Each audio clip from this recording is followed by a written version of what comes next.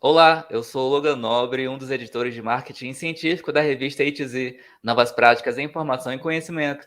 Começa agora mais um episódio do podcast Revista A2Z, uma ação do projeto de extensão Ciência Aberta e a Gestão da Informação Científica da Universidade Federal do Paraná, a UFPR. No episódio de hoje está comigo Ítalo Teixeira Chaves, que é mestrando em Ciência da Informação pela Universidade Federal da Paraíba, a UFPB. Ele é autor de um artigo sobre mapeamento de processos organizacionais e suas potencialidades, publicado na revista A2Z, e é sobre isso que nós vamos conversar agora. Ítalo, seja muito bem-vindo ao podcast Revista A2Z. Obrigado, Logan. É um prazer estar aqui. Fico muito honrado pelo convite e espero poder contribuir um pouco, falando sobre o que foi o meu artigo. Muito bem, o prazer é nosso, Ítalo. Eu queria que você se apresentasse para o nosso público te conhecer, diz quem você é, de onde você veio, de onde você fala hoje, né, o que você estudou, enfim, esse é o seu momento de brilhar. Obrigado, Logan. Eu me chamo Ítalo Teixeira. Eu sou nascido em Fortaleza e também falo no momento de Fortaleza. Fui bacharel em biblioteconomia pela Universidade Federal do Ceará. Atualmente estou no mestrado em Ciência da Informação pela Federal da Paraíba. Estudo alguns assuntos, dentre eles a gestão da informação e mapeamento de processos, que foi o tema desse artigo que a gente acabou publicando na A2Z recentemente. E falando em artigo, aí vamos já entrar para o assunto que interessa. Conta aí pra gente, de onde é que surgiu a ideia de fazer esse artigo, como é que nasceu o artigo, né? E o que exatamente você estudou? Esse artigo, ele surgiu a partir de uma disciplina cursada no curso de biblioteconomia. Se chama Organização, Sistemas e Métodos em Unidade de Informação. E nessa disciplina, a gente compreende um pouco sobre como é o mapeamento de processos, sobre como é fazer a gestão da informação, sobre quais documentos são importantes para a gente gerir uma biblioteca, gerir uma unidade de informação. E enquanto eu cursava essa disciplina, eu também estava como estagiário no tribunal daqui, no TRT, que foi a biblioteca na qual a gente direcionou esse estudo. Então, conforme eu aprendi as coisas na disciplina, eu percebia que algumas delas poderiam ser aplicadas no meu ambiente de estágio. Então, conversando com a professora da disciplina e com a minha supervisora, a gente pensou, em começar a mapear esses processos que eles já existiam na biblioteca, só que ele era uma coisa muito do imaginário, não tinha nada concreto sobre o que isso era feito. Inclusive, ficava até um desafio para quem chegava de novo e tinha que aprender. Então, a gente percebeu que o mapeamento de processo seria uma forma de conseguir sistematizar o que já era feito, que já sabiam que era feito, mas que não tinha uma sistematização, de como fazer. Legal, ó. Então você viu uma oportunidade de melhorar alguma coisa onde você estava, no ambiente que você estava, que era no caso o seu estágio, né? Falou com os seus professores e resolveu a situação. Foi basicamente isso? Foi uma tentativa de fazer isso, porque o mapeamento de processos, os processos em si, eles são muito voláteis, eles se transformam muito rapidamente. Então, a gente tenta, e é um trabalho contínuo, Já faz um tempo que eu saí do tribunal, e algumas coisas foram mudando, e eles estão tentando sempre adaptar os processos conforme isso. Mas já foi um passo inicial para a gente ter um certo manual para compreender como eram esses processos. Então, assim, já foi uma tentativa inicial. Então, esse mapeamento que você fez e que eles continuam usando hoje, porém adequando a sua realidade, né? Mas continua lá, é isso? Justamente, tanto que esse mapeamento começou antes da pandemia. E durante a pandemia, alguns processos tiveram que ser mudados. Então, necessariamente, a gente já foi pensando em outros fluxos que se adequassem com a nossa realidade, porque talvez o que a gente já fazia presencial não era mais o suficiente. Então, tudo isso vai tendo adequação de acordo com o contexto no qual você está inserido e a sua realidade, de pessoas, de dispositivos técnicos e afins. O teu artigo aí é uma coisa extremamente prática, né? Basicamente, relatar o que você fez, como você fez, e para caso alguém queira fazer um novo mapeamento, saber, digamos, o caminho das pedras e fazer mais fácil, seria isso? Justamente, é mais ou menos isso, porque a gente tenta discutir um pouco sobre o que é esse mapeamento de processos, sobre como a gestão da informação está inserida nesse mapeamento e de como ele é uma coisa inerente a todas as unidades de informação. E você, compreendendo como se faz esse mapeamento, você consegue adequar ele de acordo com o contexto que você está inserido. Seja uma biblioteca jurídica, uma biblioteca especializada em outra área, uma universitária, uma comunitária. Os processos, eles existem. E você mapear esses processos é uma forma de conseguir geri-los futuramente e apresentá-los para quem está chegando na instituição. Tá certo. Ítalo, a gente está falando aqui de mapeamento de processos, de gestão da informação, mas para quem não é da área, para quem não conhece esses termos, explica de uma forma simples. O que é um mapeamento de processos e por que que é importante que ele ocorra? Né, já que você fez, era uma coisa importante. Então, conta para a gente um pouquinho sobre isso. A informação, ela vai entrar na instituição em algum lugar e ela vai sair também em algum lugar. Então, quando você faz esse mapeamento de processo, você vai entender quais são os percursos que a informação vai estar fazendo dentro daquele ambiente organizacional. Esse percurso ele pode ser muito longo, ele pode ser curto, ele talvez possa ser simplificado ou melhorado. Então, quando você compreende esse percurso, você consegue melhorar ele, você consegue pensar em perspectivas de melhoria. Então, o mapeamento de processo é uma forma de garantir a melhoria da gestão da informação. Garantir que a informação chegue, que a informação saia e que entre entrada e saída não seja perdida informação ou que ela não dê mais voltas do que seja necessário. É basicamente isso. Muito bem. E voltando a falar do seu artigo especificamente, né? Quando a gente começa a escrever um artigo, a gente delimita, né, os nossos objetivos, delimita como que a gente vai fazer, que é a nossa metodologia. No teu caso, o que tu especificou como objetivo, ele foi atingido ao longo do artigo, ou foi atingido quando você finalizou, teve alguma modificação? Como é que foi essa questão em relação aos objetivos do seu artigo? Quanto aos objetivos, a gente centralizou em realizar discussões teóricas e práticas sobre o mapeamento de processos e a gestão da informação. Então, no decorrer do escrito e concluindo ele, a gente percebe que foi um objetivo que foi alcançado, né? A gente conseguiu fazer esses traçados teóricos para que as pessoas possam compreender o que é a gestão da informação organizacional, o que é o mapeamento de processos e quais são, né, os resultados dele a partir de uma aplicação prática em uma biblioteca jurídica. E qual metodologia você usou? Ela foi adequada quando você pensou nela e foi aplicar? Teve que modificar? Como é que foi a questão da metodologia? A metodologia, primeiro, a gente teve que fazer uma pesquisa bibliográfica para a gente compreender o estado da arte sobre mapeamento de processos, sobre a gestão da informação, sobre esses temas que permeiam o artigo, né, para compreender a questão teórica, né, do que se pretendia aplicar. E a partir disso, a gente faz uma pesquisa participante, à medida que eu, enquanto autor e também enquanto estagiário, vou adentrando na biblioteca, vou compreendendo os processos, participando desses processos no dia a dia, e a partir disso, observando e buscando possíveis melhorias, a partir de diálogos, a partir de compreender realmente como é que ele faz, cada etapa que está presente nesse processo.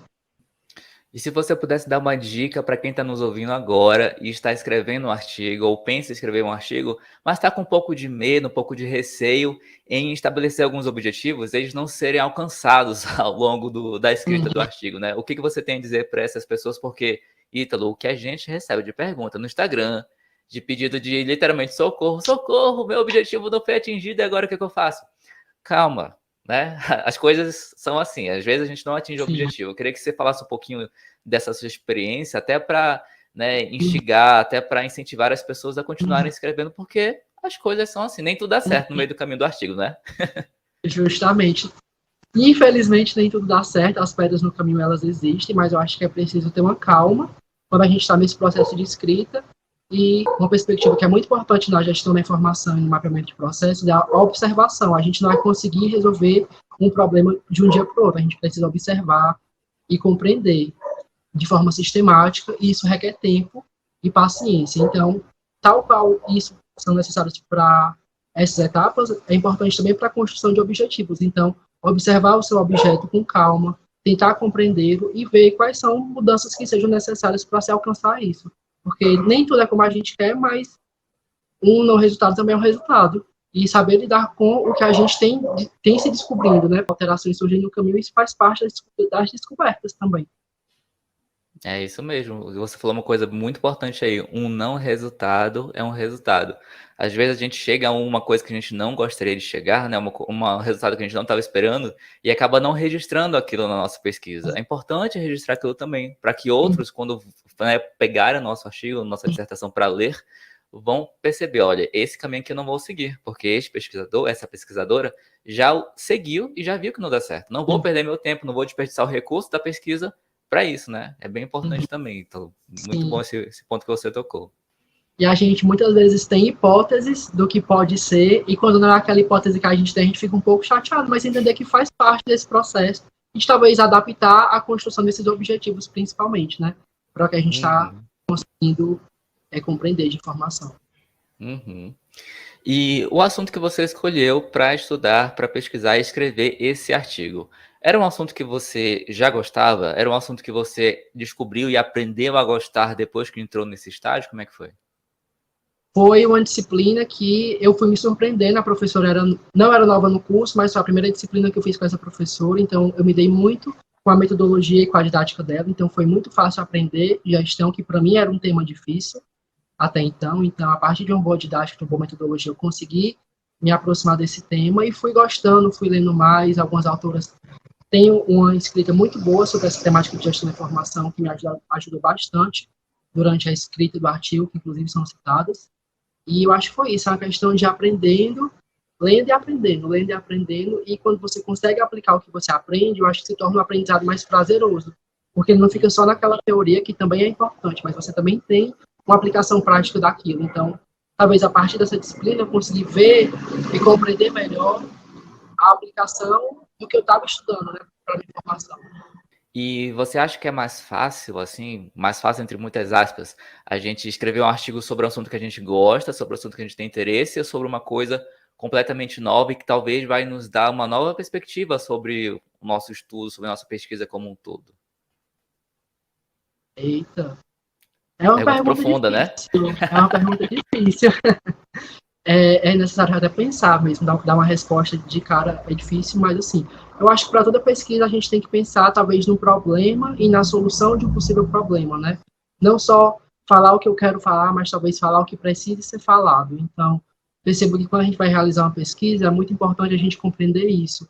E entender que acho que toda pesquisa está trazendo alguma coisa de nova, não tem essa pesquisa que é batida, tem algumas pessoas que falam, né, que determinados temas são batidos, mas eu acho que não tem isso de pesquisa batida, que tem que ter a sua visão enquanto pesquisador, enquanto pesquisadora, e a sua tentativa de contribuir com o que já está sendo dito. Acho que isso é muito importante quando a gente está pensando em desenvolver qualquer tipo de pesquisa. Dar a nossa contribuição, mostrar o que a gente tem a oferecer para aquele tema. E falar em contribuição, quais foram assim as aplicações do conhecimento que você desenvolveu nesse artigo? Quais foram as conclusões que você chegou, que você gostaria de compartilhar com a gente? Mas não compartilha muito não, porque deixa a pessoa um pouquinho curiosa para ir lá ler o teu artigo. Tiveram algumas figuras que a gente utilizou no artigo, né? Foi um organograma e 2 fluxos para exemplificar como é que a gente pensou esse mapeamento para a biblioteca que a gente estava inserido. Posso dizer que o principal resultado é essa aplicação. Para quem quer saber um pouco mais do que seriam esses fluxos e esse organograma, tem que dar uma lida lá no artigo, pesquisar um pouquinho, que está bem bacana. E eu acho que esses seriam os principais resultados, né? Essa aplicação prática desse resultado e de como isso tem melhorado a rotina organizacional da biblioteca. E o seu mapeamento de processos organizacionais foi em uma biblioteca, né? Uma biblioteca jurídica. Se quem está nos ouvindo agora, nos assistindo, está pensando, nossa, mas eu gostaria de aplicar esses conhecimentos, esse fluxo, esse mapeamento, numa outra unidade informacional. Eu poderia aplicar? Sim, porque o primeiro passo para você aplicar o mapeamento de processo é você descobrir o que compõe a sua organização, quais são os setores, digamos assim, como é que a informação está entrando em cada um desses setores, entender se a informação está presa em um setor, ou se ela cruza com outros setores, e se ela cruza de um setor para outro, como é que dá esse entrecruzamento. Então, assim, cada biblioteca vai ter a sua estrutura, cada unidade de informação vai ter a sua estrutura, e é muito importante a gente compreender essa estrutura, como a informação está circulando entre essas estruturas ou setores, para a partir disso você conseguir fazer um bom mapeamento de processos. E se você pudesse indicar um novo rumo para sua pesquisa continuar, seja com você, seja com outra pessoa, que rumo seria esse? Eu acho que talvez outros estudos com aplicações práticas e teóricas sobre esse mapeamento, né, como você falou, é possível de se realizar esse mapeamento em muitos contextos, não só no da biblioteca. Então, assim, eu acho que tem muitas unidades de informações que o fluxo circula muito entre setores, e acho que você compreender isso, você conseguir mapear e registrar, é uma contribuição muito rica, em muitos casos, porque tanto no sentido de melhorar a organização, quanto no sentido de registrar cientificamente, né, essa questão da gestão da informação, mostrar quais são os resultados práticos, porque quanto mais complexo for o fluxo e você conseguir mapear isso, mais resultado você vai dar para aquela organização e vai mostrar como a ciência da informação também tem contribuído para esses campos, né, organizacionais. E agora, deixando um pouquinho o assunto do artigo de lado, vamos falar do seu mestrado. Você começou o mestrado aí recentemente, está fazendo o mestrado em Ciência da Informação na Federal da Paraíba. Eu quero saber como que está sendo ser um aluno de mestrado aí nesse período quase pós-pandemia, né? Como é que está sendo esse estudo? Porque todo mundo que eu entrevistei até agora falou, né, como é que foi no período pandemia, né? As aulas remotas, sem muito contato. Agora eu quero saber o outro lado da moeda. Você que está começando agora, né, quase saindo da pandemia. O que você está sentindo? O que você está achando? Conta pra gente a tua experiência. Pronto. O meu processo seletivo para entrar no mestrado, ele foi todo remoto, porque a gente ainda estava num contexto bem pandêmico mesmo. Foi, inclusive, antes da Omicron no ano passado, começou em setembro de 2021 e finalizou mais ou menos em dezembro de 2021. E as aulas começaram agora em abril. E teve todo esse período, essa questão da nova variante que teve, e as minhas aulas na UFPB ainda não voltaram presencial. Então, para mim, ainda está tudo sendo remoto. Não, infelizmente, não conheci ninguém da turma ainda, do mestrado, mas pode-se dizer que eu ainda estou vivendo essa questão pandêmica quanto ao ensino, por não ter o ensino presencial nem híbrido, mas está sendo muito positivo. Eu acho que as pessoas da minha turma são muito calorosas. Antes mesmo da gente estar matriculado, já fizeram um grupo no WhatsApp com quase todas as pessoas da turma para a gente conversar. Tem muita gente de lá, pessoas de outros estados. Então, desde cedo, começou a rolar uma troca entre as pessoas, né? De se avisar quando é que ia ter algum prazo, alguma coisa assim, de divulgar evento. Então, embora não ter esse contato presencial, que acho que é o que faz mais falta, tem muito afeto envolvido, tem muito companheirismo envolvido entre as pessoas da turma. Então, dá uma saudade e dá uma vontade do presencial, mas, ao mesmo tempo, tem aquele calor, mesmo que seja aquele acolhimento, mesmo que seja de forma virtual, né, pelas mídias sociais. E para quem está nos acompanhando agora e está na situação que você está, fez o processo seletivo no final do ano passado, está começando a estudar ou já começou a estudar agora neste ano, né? E ainda está assim, né? Distante, ainda está online, ainda está remoto. O que que você diria para essa pessoa? Para que ela se acalmasse e continuasse seguindo o mestrado, continuasse seguindo o doutorado. Qual é a principal dica? Se você pudesse dar uma dica, qual seria? Eu vou dar duas, porque acho que a primeira é ter calma.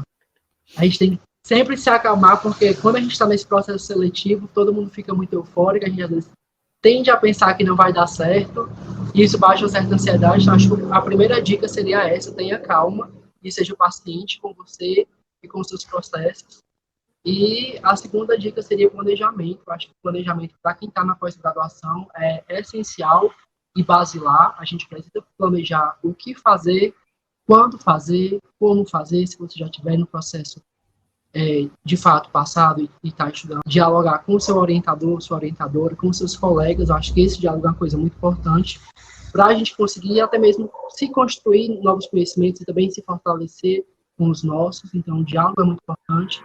E é isso, se planejar de como você vai fazer as suas etapas do seu processo, seja de escrita, seja as etapas de objetivo, experiência do planejamento. Tente seguir esse planejamento na medida do possível. A gente sabe que nem sempre é possível, mas planejar é a base para isso, para tudo, planejamento, com certeza. E no teu caso, o teu planejamento, tu usa algum aplicativo, tu usa algum site, algum sistema, algum planner físico, assim, alguma agenda? Como é que tu se planeja? Eu sou muito de anotar. Eu tenho uma lousa aqui perto da minha área de estudo, então as principais datas, os meus principais projetos, eu anoto o tema central, as pessoas que estão envolvidas comigo, se tiver alguma data final para a gente ver alguma coisa, está anotado e é isso. Para mim funciona dessa forma, é meio antigo, algumas pessoas vão para os sistemas do celular, mas para mim não dá, tem certas coisas que eu gosto de anotar mesmo, coloco na minha lousinha, deixo marcado inclusive a data, e estou sempre olhando ela, acompanhando, para entender o que eu estou tendo que produzir, o que meu prazo está apertando para começar a correr. Eu acho que meu planejamento funciona bem dessa forma. Eu te entendo, eu te entendo. Ó, eu tô falando contigo aqui, na minha frente, aqui em cima, eu tô até olhando agora para ela ter uma lousa branca que eu também anoto os prazos principais, anoto os projetos principais. Mas no celular, no computador, no laptop, também tem os aplicativos, tem o Notion, tem o calendário, né? Onde tem as notificações para não perder os prazos. Mas é assim mesmo, a gente tem que fazer o planejamento por todo lado, né? O Google Agenda é uma grande ajuda também. Acho que se eu fosse falar para o digital, o principal seria o Google Agenda, porque qualquer coisa a gente marca no calendário, um lembrete, um alarme, e ele salva às vezes, quando a gente não está com o papelzinho. Sim, e como salva. Ítalo, me conta aí, além da vida de aluno de pós-graduação, quem que é o Ítalo? O que que você gosta de fazer no seu tempo livre? Quais são os seus hobbies? O que que o teu Lattes não conta sobre você? O meu lado não conta que a gente gosta de descansar também, essa vida de pesquisador é árdua, a gente tem que ler muito, então quando a gente sai dando o que a gente quer fazer, com certeza não é ler mais, é desopilar um pouco, então eu gosto muito de, no meu tempo livre, ler um pouco, literatura, coisas leves, gosto muito de assistir série, assistir filme, sou viciado em streams, tenho vários, então quando eu estou em casa, e na pandemia esse foi o meu principal passatempo, ficar assistindo série, ficar assistindo filme em casa, descansando. E quando era permitido, graças a Deus, com o avanço, né, da vacinação e a liberação dessas, enfim, das medidas de saúde, eu gosto muito também de ir para praia, pegar um sol, né? Sou aqui de Fortaleza, então o sol é ótimo, cidade litorânea com ótimas praias. Gosto também de pegar um barzinho, beber uma cervejinha gelada com os amigos, acho que não tem nada também melhor do que isso. Sentir esse calor humano realmente de perto, conversar, e acho que é isso, que eu acho que não conta, mas eu gosto muito de fazer também. Muito bem. E tu gostaria de indicar algum livro, um filme, um curso, um podcast, alguma coisa sobre qualquer assunto para as pessoas curtirem no fim de semana que o episódio vai ao ar? Eu tenho algumas indicações, eu acho que eu vou começar com um curso. Para quem gostou da temática do meu artigo e quer compreender um pouco e não se sente seguro só com a teoria, eu sugiro 2 cursos, que é o Gestão de Projetos e o Gestão de Processos, da Escola Nacional de Administração Pública. É um curso gratuito, então se você quer saber mais sobre essa área, eu indicaria esses 2 cursos. Eu daria também indicação de um filme, para quem gosta de suspense, seria o filme Um Contratempo, muito bom mesmo. E para quem gosta de um podcast um pouco mais engraçado, de humor, eu indicaria o Indo e Voltando, que é um podcast aqui de Fortaleza, bastante engraçado. Se você quer conhecer um pouco da cultura aqui do Ceará, de Fortaleza, e dar umas boas risadas, ele é ótimo. Conheço muito bem. Então estão aí, as indicações do Ítalo estarão todas na descrição do episódio. Chegamos ao fim de mais um podcast Revista ETZ, uma ação do projeto de extensão Ciência Aberta e a Gestão da Informação Científica da UFPR.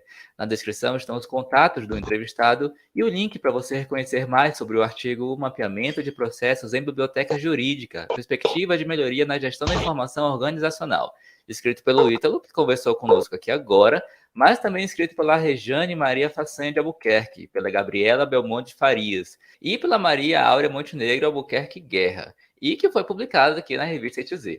Na descrição do episódio também estão os links para você encontrar a revista ETZ, um periódico científico interdisciplinar e de acesso aberto do programa de pós-graduação em Gestão da Informação da UFPR. A revista ETZ tem um site e também está no LinkedIn, no YouTube, no Twitter, no Instagram, no Facebook e nos 13 maiores agregadores de podcast do planeta. Basta procurar por Revista ETZ. Eu sou o Logan Nobre e a gente se fala no próximo episódio. Até mais! Até mais, pessoal. Obrigado.